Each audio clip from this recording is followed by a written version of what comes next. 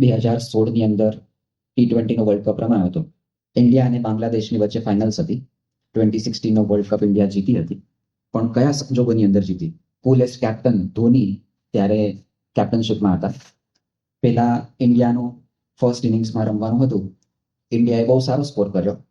Second ઇનિંગ્સની અંદર બાંગ્લાદેશ રમતું હતું. Last over બાકી હતી અને T20 ફોર્મેટની અંદર લાસ્ટ ઓવરની અંદર એક ઓવરની અંદર 30, 35, 36, 40, 50 રન તો આરામથી બધા ખેંચી કાઢતા હોય, બરાબર ને? 6 6 માર્યો એટલે પતી જાય. એક જ ઓવર બાકી હતી, લાસ્ટ ઓવર બાકી હતી. એમાં 6 બોલમાં 11 રન જોઈતા હતા અને બાંગ્લાદેશ પાસે 3 વિકેટ હતી. એટલે સમજો કે ઓલ્ટરનેટ બોલ્સની અંદર પણ એક વિકેટ ગુમાવી દે ને અને જોડાજોડી રમે તો પણ ઇઝીલી બાંગ્લાદેશ જીતી જાય એવી પરિસ્થિતિ હતી અને ખૂબ જ ટેન્શન ભર્યું વાતાવરણ હતું. એવાની અંદર ધોનીએ હાર્દિક પટેલને બોલિંગ આપી. હાર્દિક પટેલને બોલિંગ આપી અને પહેલો બોલ એણે નાખ્યો અને એક બોલની અંદર 1 રન. 10 રન બાકી હતા, 5 બોલ બાકી હતા. બીજો બોલ નાખ્યો. બીજા બોલની અંદર એકદમ વ્યવસ્થિત શોટ મારીને બાઉન્ડ્રી જતી રહી, 4 રન્સ.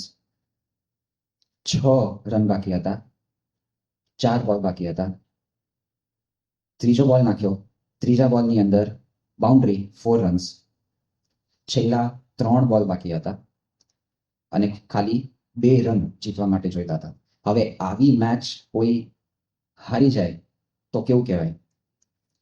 અતિશય પ્રેશર હતું અને ત્યારે ધોની સાહેબે હાર્દિકભાઈને બોલાવ્યા અને એવરી બોલ ઉપર એને થોડાક ઇન્સ્ટ્રક્શન્સ આપવા માંડ્યા. ત્રીજો બોલ પત્યો, ધોની સાહેબે એમને કંઈ કાનમાં વાત કહી અને એના પછી હાર્દિકભાઈ બોલ ફેંક્યો અને કેચ આઉટ થઈ ગયો. 1 વિકેટ જતી રહી.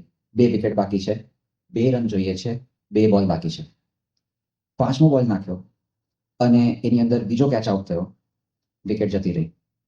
લાસ્ટ બોલ, લાસ્ટ રન, 1 જ રન જોઈએ છે, 1 જ વિકેટ બાકી છે અને છેલ્લો બોલ ધોની સાહેબે એને એવું કહ્યું કે થોડુંક ઓફ પિચ બોલ નાખજે. ઓફ સ્ટમ્પની બહાર થોડોક એને બોલ નાખ્યો. એ શોટ મારવા ગયો કેમ કે લાસ્ટ બોલની અંદર બધાને જનૂન હોય કે હિટ એન્ડ રન કરી દઈશું તો એ જીતી જઈશું. છતાં પણ એ ધૂનમાં બોલ મિસ થયો અને ભાગવા ગયા. ધોનીએ પાછળથી ફીલ્ડ કરીને એને રનઆઉટ કરી દીધો. 2 બોલની અંદર જે આખી મેચ હારવાની હતી એ 2-3 બોલની અંદર યોગ્ય સમયે યોગ્ય નિર્ણય લીધો તો આખી મેચ જીતી ગઈ. ઇન્ડિયા વર્લ્ડ કપ જીતી ગયું.